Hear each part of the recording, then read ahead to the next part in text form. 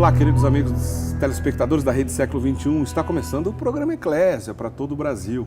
O programa Eclésia é um momento aqui na Rede Século XXI de catequese. É um programa de catequese. Vários assuntos relacionados à doutrina da Santa Igreja. A gente conversa aqui no programa Eclésia. No programa de hoje, nós vamos falar um pouco sobre crescimento espiritual, né? Uma maneira de crescimento espiritual, dentro de uma ótica específica, que é a ótica familiar, né? Como é que a gente deve entender que a família é o projeto de Deus? Como a gente deve entender que é necessário uma família para que a gente busque esse crescimento espiritual? Aliás, será que é necessário uma família? Somente dentro de uma família que a gente pode ter condições de um crescimento espiritual? Há diferenças entre a vivência familiar, do ponto de vista desse crescimento espiritual, e fora do ambiente familiar? Como é que será que é a família sonhada por Deus? Nosso Senhor Jesus Cristo viveu boa parte da sua vida aqui na Terra, aliás, a maior parte da sua vida enquanto Ele esteve aqui conosco na Terra, dentro de uma família, dentro de uma estrutura familiar, né? Será que isso foi por um acaso? Vamos entender tudo isso no programa de hoje. Vamos conversar sobre crescimento espiritual e a vivência familiar. Qual a relação é essa? O que é a igreja doméstica, por exemplo? Isso é assunto do programa Eclésia dessa noite. Vamos conversar com o Padre Wander Maia, que está aqui ao nosso lado. Boa noite, Padre Wander. Bem-vindo mais uma vez aqui. Boa noite, Eric. Mais uma vez, boa noite a você que nos acompanha nesta noite pela TV Século XXI. E este é um tema extremamente pertinente. Neste momento em que a família, Eric, precisa ser muito cuidada, muito protegida, muito pastoreada, muito amparada. E é de sumário, de supremo interesse da Santa Igreja que a família seja cuidada e protegida exatamente de acordo com o que Deus quis e como a criou para ser. Bom, vamos entender logo de cara, o final da fala do senhor. Como Deus sonhou, pensou, né? Como Ele imaginou uma família de acordo com os planos dele. A gente consegue identificar isso? Sem dúvida alguma. Eric, se você tiver a curiosidade, faça isso. Já percebeu que a Bíblia começa com o matrimônio e termina com o matrimônio? A Escritura no Gênesis começa com o matrimônio natural, se podemos dizer natural, mas nem vamos desdobrar muito, porque natural nunca o foi, porque o homem e a mulher foram criados em estado de graça, em estado de sobrenatureza. Aquele chamado estado de natureza nunca houve de fato, mas para que não confundamos, para que se delineie um pouco, a aliança entre o homem e a mulher vai ser elevada à ordem da graça, à categoria de sacramento por nosso Senhor, porque tornará essa aliança capaz de santificar ambos, de glorificarem a Deus e de torná-los santos. Então, a Bíblia começa com a criação do homem e da mulher e a aliança entre os dois. O matrimônio entre o homem e a mulher. E a Bíblia termina com o matrimônio entre Deus e a Santa Igreja. Então a esposa e o amor, o Espírito, dizem, vem Senhor Jesus. É a esposa e o amor, o Espírito Santo dizendo, vem Senhor Jesus. Então já fica muito claro que Deus tem como ápice da criação a revelação de seu corpo místico, que é a Santa Igreja. O ápice da criação é a revelação do corpo místico de Cristo, que é a Santa Igreja. O ápice da criação é o advento dos santos.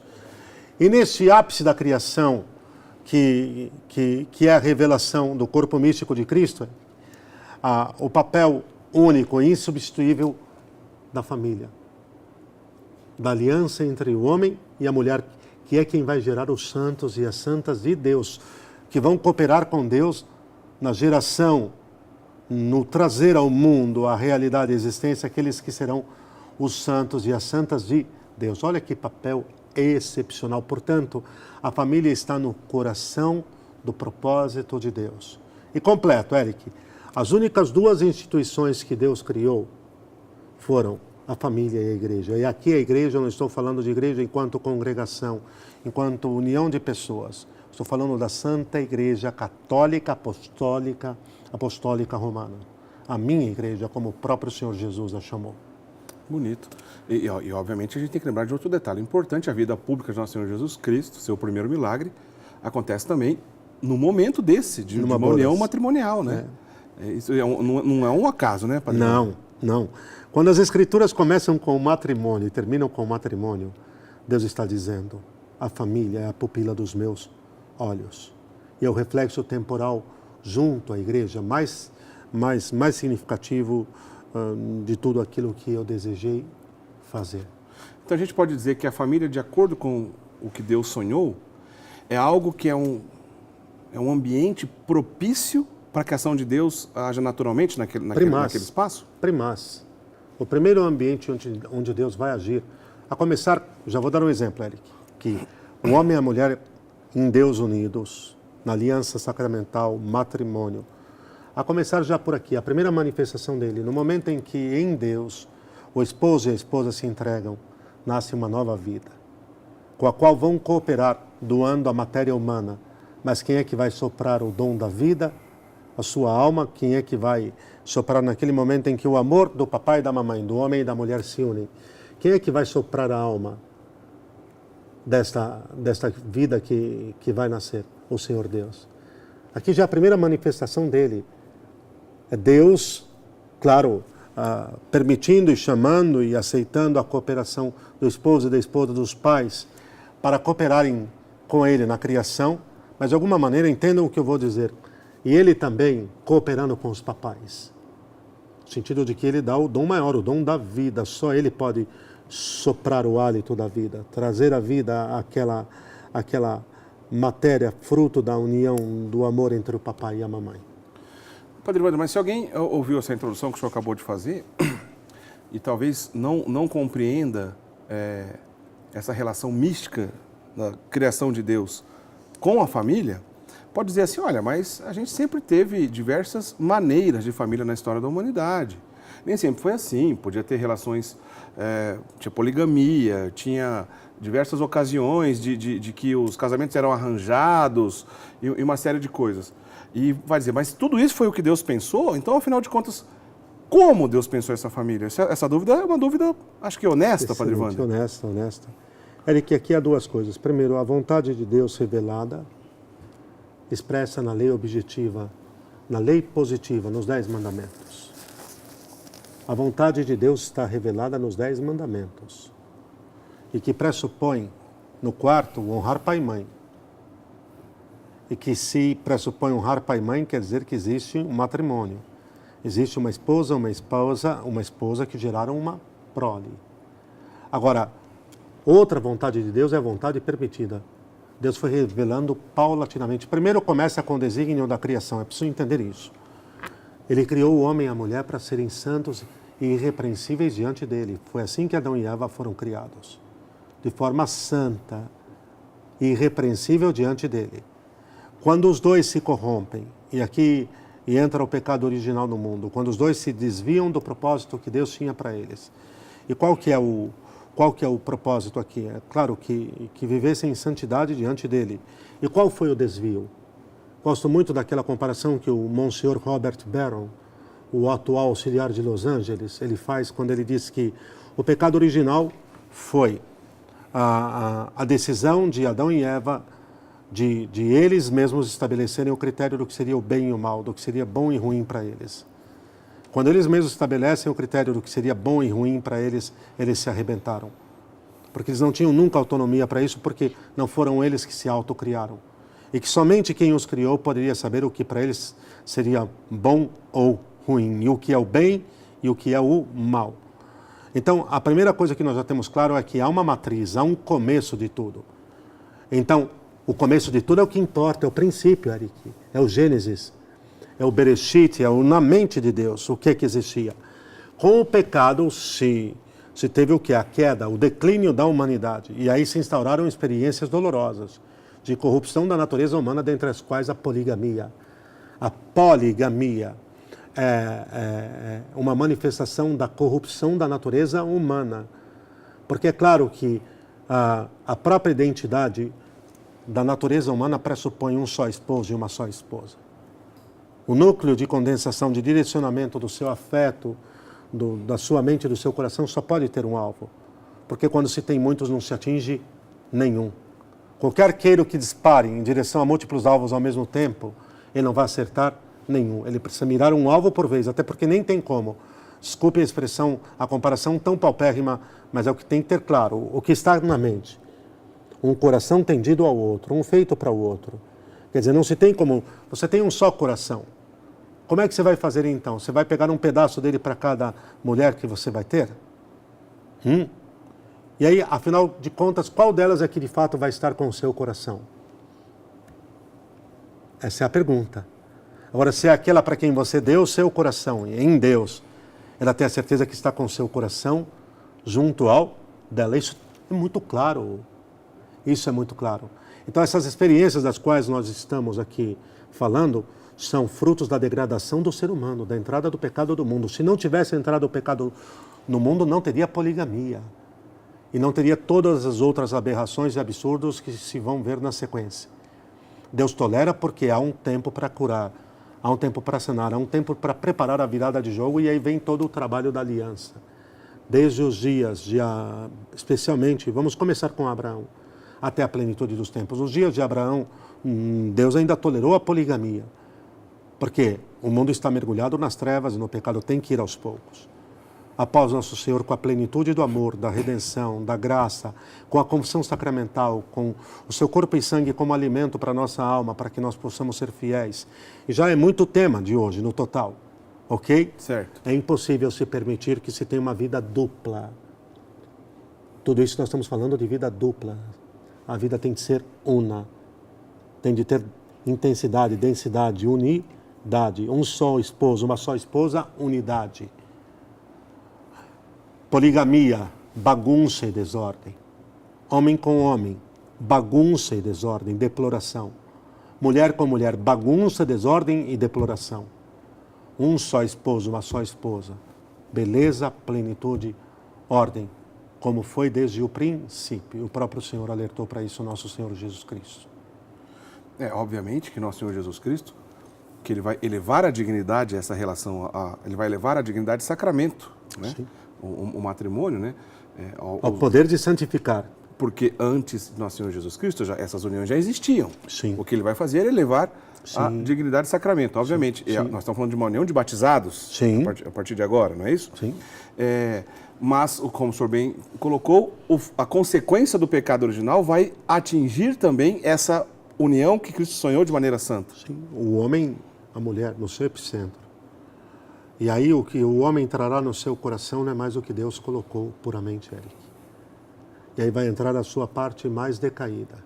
Os seus interesses, os seus desejos e os seus anseios e as suas vontades mais torpes e corrompidas. O grande e o maior exemplo de todos é, quando estou mergulhado em Deus e vivendo na graça, toda a minha relação com a vida presente, com o mundo presente está iluminada e está sendo restaurada, redimida e curada. Então isso tange desde a relação do esposo e esposa, pais com filhos, mundo profissional, a santificação da profissão e os bens materiais e assim por diante. Longe de Deus, isso tudo volta ao estágio de barbárie, de trevas, de pecado. A partir do momento que eu estou muito unido a Deus, o amor vive em mim. Então vou amar. Eu vou amar como devo amar, como o próprio Senhor estabeleceu. Então, aquela que, para os casados, eu sou celibatário, não? Por dom de Deus, por aliança, não? Aquela que em Deus, ou aquele a quem Deus deu como dom, será amado, cuidado, protegido e cuidado exatamente como Deus quis e determinou que se fizesse. Contrariamente, quando se instaura o pecado. Qual foi o primeiro fruto? Podre, o fruto estragado do pecado no caso de Adão e Eva. Isso está narrado no Gênesis. Ela é tirada do lado dele e os dois caminham lado a lado, juntos, numa unidade perfeita. Logo após o pecado original, ele começa a tentar subjugá-la e ela se levanta numa rebelião contra ele. Olha o fruto do pecado. Em Deus, esposo e esposa, cada um reconhece a sua natureza, o seu papel e a sua identidade. E juntos avançam, cada um conservando-se a sua própria natureza e identidade, e sendo enriquecidos pelo dom do amor, que vai planificando, vai exponencializando, vai ampliando isso. Longe dele, cada um vai viver para si próprio os seus interesses e mais nada. Guardem uma afirmação, Eric, de São João Paulo II, nos dias em que ele ainda era o jovem sacerdote, o padre Karol Wojtyła, o padre Karol Wojtyła, onde ele diz assim, está naquela sua obra Amor e Responsabilidade, que valeria todos lerem. Ele diz assim, o eu só tem sentido em relação a um tu, com T maiúsculo, que é Deus, e a um tu com T minúsculo, que é o outro. Aí seja aqui no caso esposo e esposa, um para o outro, e pais para os filhos, e irmãos entre eles e entre amigos. Ele diz, o eu sem um tu é só ego. Eu sem tu é simplesmente, única e exclusivamente, ego, que em latim significa eu. É tremendo isso aqui. Bonito. É tremendo isso aqui. Então, fica muito claro isso para nós, Eric, que a identidade, acima de tudo, do plano de Deus, está revelado, guardado, protegido e vivido na família. Não é à toa que foi a maneira como Deus escolheu vir ao mundo, ainda que de forma miraculosa, e a família sagrada é a família, nesse sentido, toda a plenitude, todo exemplo, mas toda por desígnio de Deus e pelo seu poder, diferente de tudo que existiu e existirá até então. Por quê?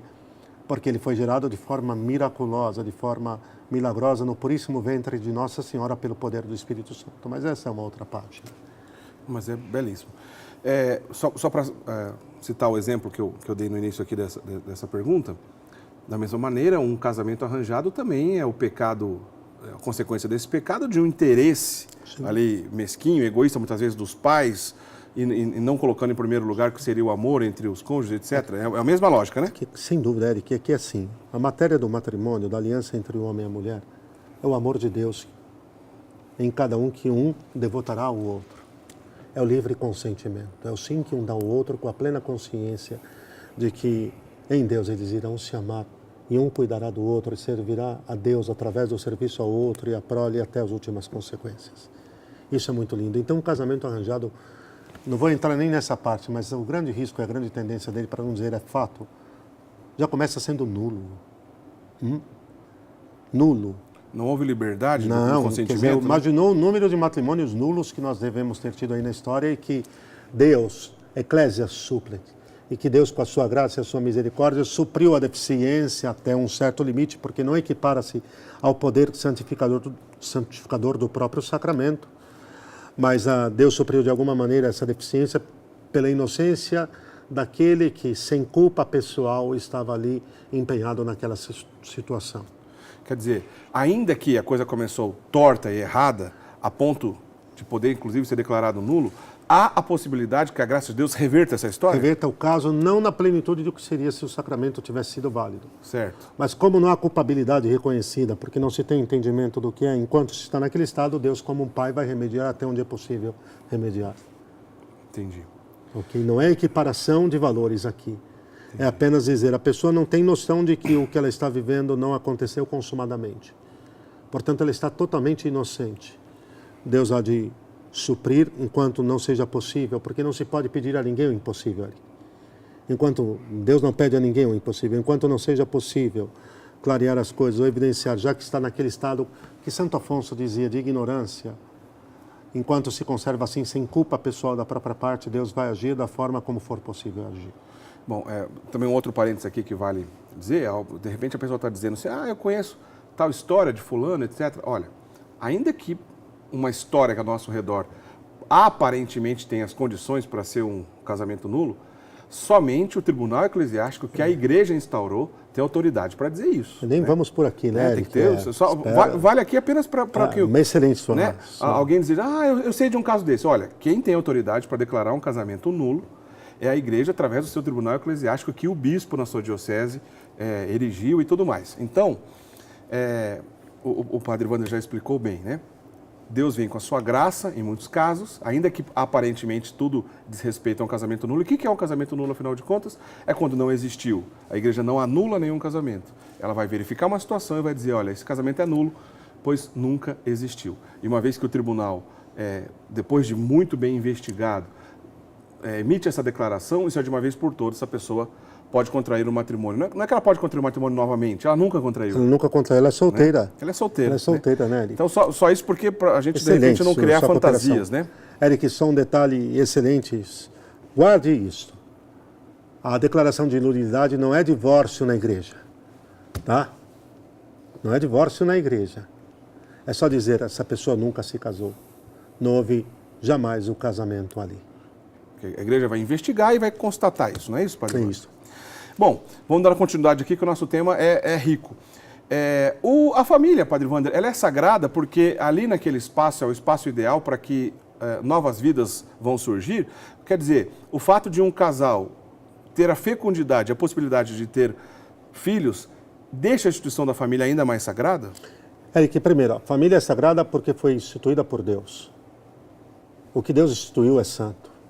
As coisas vindas do santo, dos santos, só podem ser santas. Então, uma vez instituída, criada por Deus, instituída por Deus, ela é santa, ela é sagrada. Na sua constituição, ok? Segundo, porque ela tende a um fim. E o fim da família, claro, sempre a santidade, mas é a união entre os cônjuges e os frutos, uma prole, positivamente uma prole generosa. Onde é que o amor, onde é que nós vamos saber que a família, nesse sentido, pode ser ousado o que eu vou dizer agora, hein? E que vai assustar algumas pessoas.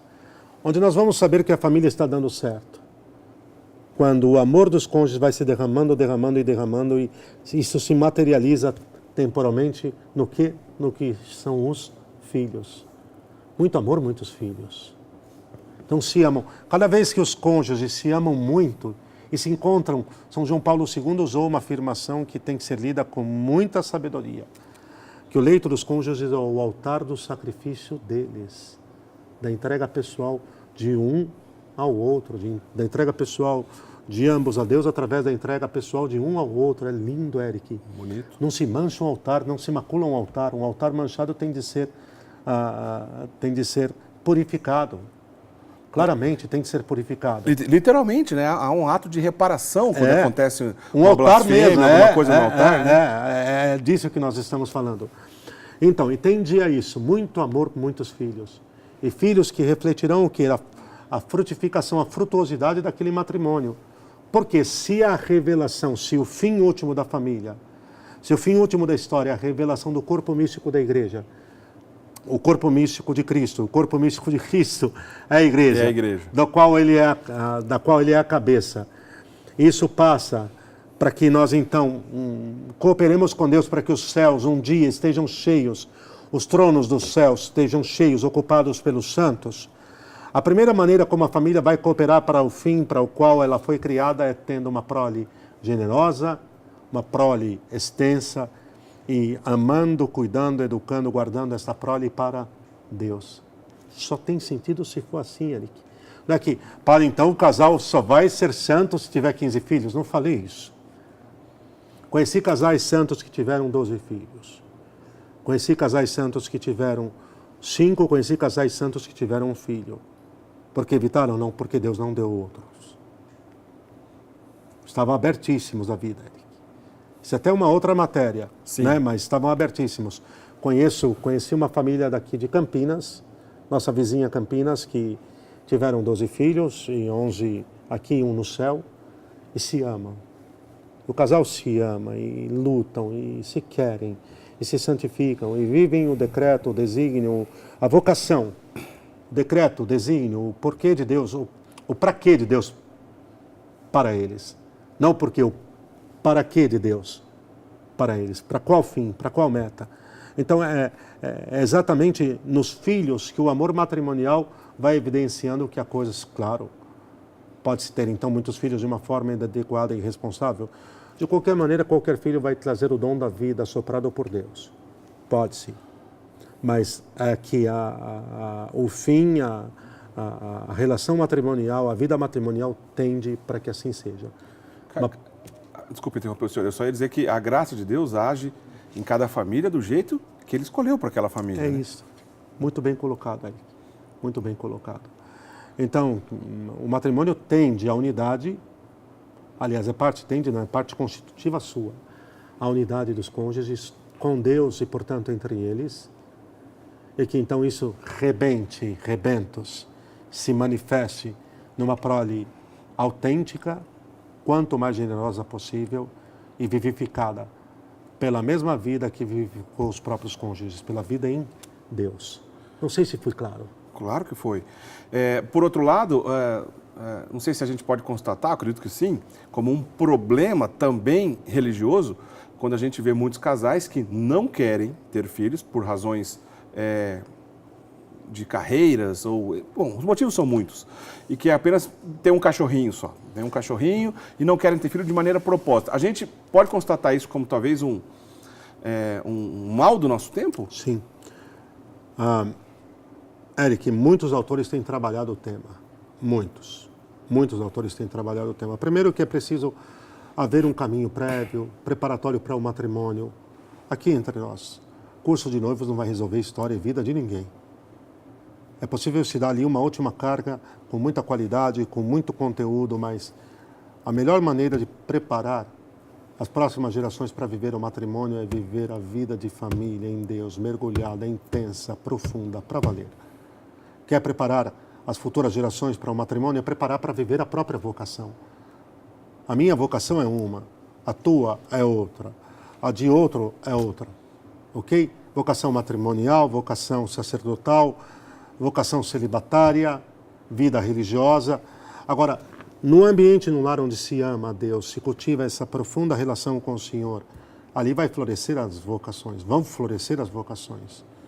Então, a melhor preparação para o discernimento da vocação e para a sua vivência é que o próprio lar viva a sua vocação. E disso aí, nós estamos falando de egoísmo vivido a dois, solteirice vivida a dois. Na verdade é que duas podem ser pessoas boníssimas. Se juntaram duas pessoas que não tinham mínima noção do que é vocação, do que é santidade, do que é dar a vida por amor e por Deus para o outro. Se juntaram e não tem... Olha, nas formações que normalmente eu dou na preparação para o matrimônio na minha paróquia, eu jogo forte, Eric. E no final eu coloco, se não estão prontos para isso, parem, dá tempo ainda. Pare, o senhor está aconselhando a não se casar. Não, estou aconselhando a mudarem a rota das coisas. E recomeçarem e começarem a trabalhar direito. E sobre essa coisa dos bichinhos, é que nós temos uma sociedade petilátrica, não? Pet, do inglês, animal. Sim. Nós temos uma idolatria aos animais. Por quê? Porque, no fundo, não compromete, não dá trabalho, não faz pensar, não exige diálogo, não exige respostas mais claras, não se leva a um fim. Há pouco tempo, onde eu resido, eu cruzava com um morador e que beijava o seu bichinho e chamava o seu bichinho de vem com a mamãe, o filhinho, etc. Eu me perguntava, qual a imagem e semelhança dessa criatura que está no colo dessa pessoa com ela mesma, para estar chamando de filhinha? Qual a imagem e semelhança, Érica, do bichinho no colinho lá da pessoa com ela mesma? Nenhuma. Quer dizer, ela tem sua cara, ela tem sua inteligência, ela tem fisicamente o seu rosto, humanamente a sua inteligência, o seu livre-arbítrio, a sua capacidade de escolha, de discernimento e de assumir as suas decisões. É disso que você está falando? Quando você fala que ela é a cara da mamãe, bom, não sei o que você está querendo dizer com isso, hein? É melhor você explicar melhor, que vai ficar estranha a coisa por aqui. E esse conselho eu dou e já dou para o crescimento espiritual e a vivência familiar. Esposos, eu falo isso para os meus lá, Eric. Eu tenho muitos filhos espirituais que dão a mesma direção. Eu falo isso com toda clareza. Antes do primeiro filho, não dê jamais para sua esposa um bichinho de estimação. Não cometa esse erro crasso, que vai criar um sucedâneo ao afeto, um usurpador do afeto, do tempo, da inteligência, do ideal para o coração dela. E aí, se num primeiro momento já não ia querer mesmo direcionar o matrimônio para o seu fim, frutificar, que é uma prole, já não tinha muita clareza, agora é que não vai ter mesmo, e que vai empurrar com a barriga e vai ficar para muito depois a hipótese de um filho. Que aí o quarto, que seria da imagem e semelhança, do amor derramado, do amor entre os dois, dos filhos que virão, vai ser o quarto do cachorrinho, do gatinho, do peixinho, do papagaio, do hamster, sei lá do que no fundo e no fim das contas podem trazer alguma satisfação, mas que verdadeiramente não cumprem, não cumpriram e não cumprirão nunca o desígnio de Deus sobre o casal. Pelo que eu entendi da explicação do senhor, eu acho que o senhor está dizendo de uma maneira clara que o problema não é ter um animal, mas a relação ruim que se pode ter com esse animal. É isso? É isso mesmo, claramente. O problema não é ter um animal, o problema é a idolatria que se estabelece em relação a algumas coisas na própria vida. Também em relação a isso. E infelizmente é algo comum, a gente vê isso em Muito, nós muitos temos uma casos. petilatria, Eric. É verdade. Nós temos uma sociedade que vive uma petilatria enorme. Basta dizer, acho que estamos muito dentro do tema, hein? Sim. O crescimento espiritual e a vivência familiar. Basta dizer que é um dos segmentos que mais cresce comercialmente na nossa sociedade, é o segmento dos pet shops. É verdade, o senhor tem razão. Padre Evandro, a gente vai para o intervalo. Queria que o senhor comentasse na volta para a gente entender o que significa igreja doméstica, né? O que na prática esse conceito significa e como a gente pode viver de maneira correta essa igreja doméstica, tá bom? Perfeito. A gente volta já já, daqui a pouquinho a gente continua.